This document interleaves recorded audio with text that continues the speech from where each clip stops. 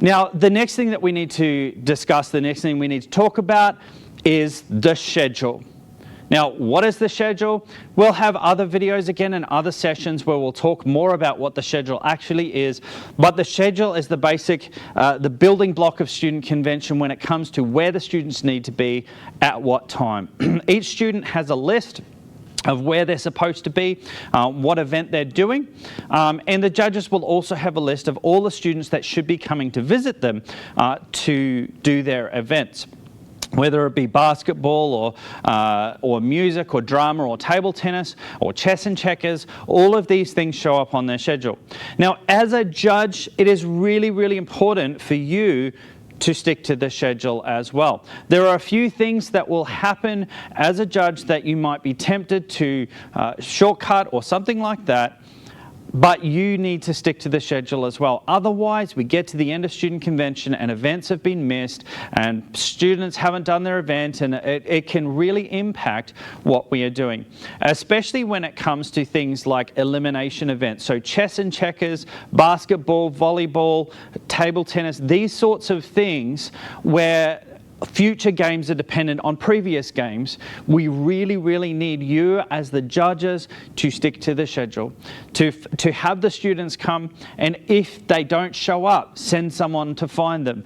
Things like don't wait for the student to show up for their event. If they're supposed to be there for their vocal solo at 10:30 and they're not in the room, look for the next student on the list. Oh, the next one there from 10:38, he's there. Okay, let's do his solo first. And then the student might come in and do it. Sometimes they will get held up at other events and they can't even come across, especially as the students are allowed to do 20 events. And so they might be running all over the campsite trying to get to their different events. So we need to do this with grace and kindness as well.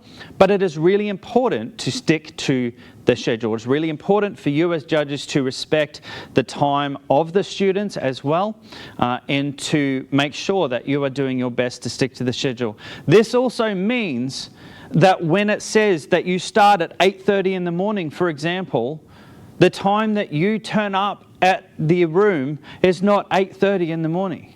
You need to be in the room ready to go at 8:30, which means you need to have come to master control, collected all the gear that you need, the tablets and whatever that is needed for that event, and be in the room ready to go. This is really important, not just because it impacts the student schedule, but because then you are leading by example. You are being prepared and you are showing them the character traits that they are learning in their paces, of being prepared, being on time, and respecting the time of others.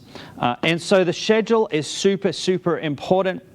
And there are a lot of other things that we can go through and talk about, but it is really good for you to know that that is probably the most important thing, aside from being kind to the students. Scheduling and rescheduling, we've already talked a little bit about that, but there may be times when a student comes in and they say, oh, I've got to go and do my clown act and I need to put on my makeup. Sometimes the scheduling program doesn't take into account some of those things.